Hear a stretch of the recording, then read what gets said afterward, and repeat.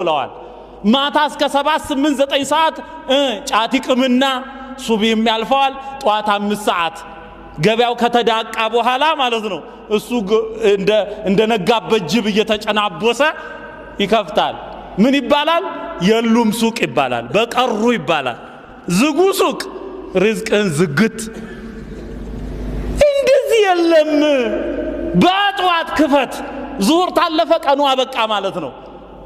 እኛ ከሱቢ በፊት እንነሳለን። ብድግ ተሐጁድ እንትን ዊትር ታቀብላለ ለአኺራ። ቀጥለ ሱቢ በጀማዓ ተሰግዳለ። አዝካረ ሰባ ትላለ። ስራ ትሰራለ አዛን እስኪል ድረስ ዙሁር። ከዛ በኋላ ተዙር በኋላ ነጋዴ እስከ አስር ባለው ግድ የለም ግባና ምሳ በላ ከቤተሰቦች ጋር ልጆችን አጫውት። በቃ እስከ አስር ድረስ ማለት ነው። ችግር የለም ብዘጋው። ከአስር በኋላ ደግሞ አስር ሰግድና ትከፍታለህ ማለት ነው። ከአስር እስከ መግሪቧ ሞቅ ያለች ነች እሷ ፏ። ስለዚህ የእሱ ገበያ ጠዋት ነው የሚከፈተው ይባላል። ይታወቃል ማለት ነው። በጠዋቱ ከክፍለ ሀገር ለመጣው ለአካባቢው ምርጥ ነጋዴ እንደዚህ ነው። ቀንቀንሳ ቀይሉ ላይ ይተኛል። ማንም የሚያማህ የለም። እሺ እንደዚህ ነው የተባለው። ፎርሙላ እኮ ነው ይሄ። ገበሬው እንደዚህ፣ ተማሪው እንደዚህ፣ አስተማሪው እንደዚህ፣ ሴቶቹ በዚህ ይሰማሩ ሲባል ማለት ነው። ይሄ ነው ሴት እቤት ሆም ሜከርስ ይባላሉ። አየ ከስር ልጆችን ያሳድጋሉ።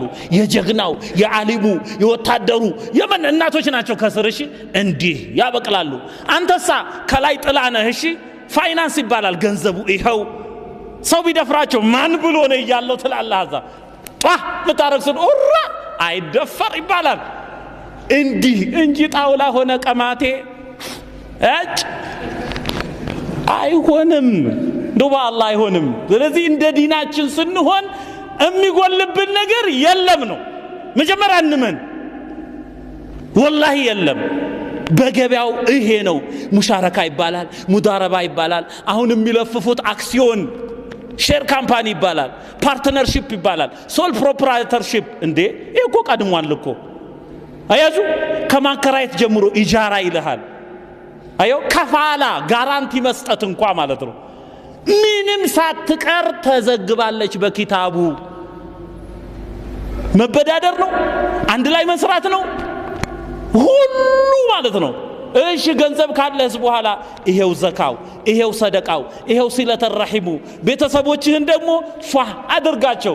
ለቤተሰብ ወጭ ሲደረግ ሁለት አጅር ነው ያለው። አንደኛ የሰው ልጆች በመሆናቸው፣ ሁለተኛ የስጋ ዘመዶች ቤተሰቦች በመሆናቸው።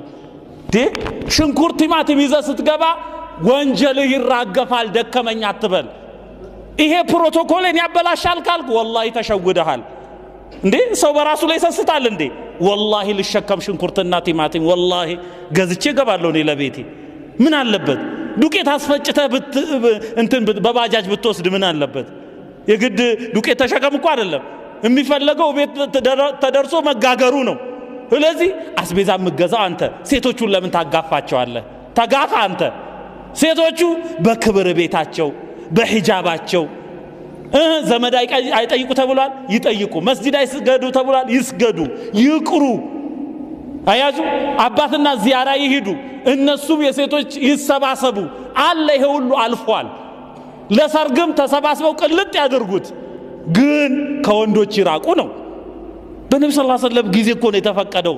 ሴቶች ሙሽራ ዘንድ ከበው መዝፈናቸው ተፈቅዷል እኮ።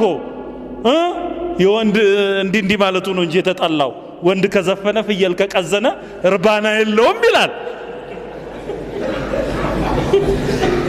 የሚያምርብን ሰይፉ ነው፣ የሚያምርብን መትረየሱ ነው፣ የሚያምርብን ስናይፐሩ ነው አይደል እንዴ?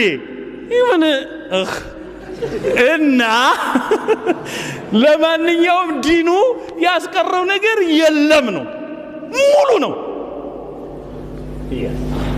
ምን ቀረብን? እስቲ ምን አሳነሰብንና የአላህን ዲን እንጥላ? የነብያት መንገድ ነው። የቂያ ማለት እኮ ከነብያት ጋር ልንቀሰቀስ ነው፣ ከነብዩ ሰለላሁ ዐለይሂ ወሰለም ጋር ልንቀሰቀስ ነው። ይሄ ቃል ከተገባልኝ ለምን ቁርጥርጥ አልልም? እንደው በዱንያ እና ደስታ ነው ወላሂ። ይሄው እንደው እውነተኛ ወንድም የምታገኘው እስልምና ውስጥ ነው። የለም እኮ ነብዩ ሰለላሁ ዐለይሂ ወሰለም ማነው ዑመር ኢብኑ ኸጣብ እንደነ ያሉት ከእስልምና ኒዕማ በኋላ ትልቁ ኒዕማ እምታምነው ሙስሊም ወንድም ማግኘትህ ነው። ስላንተ የሚጨነቅ እኔ ልሙት ካንተ በፊት የሚል የትም አታገኝም። ውሸት እዚህ ነው ያለው።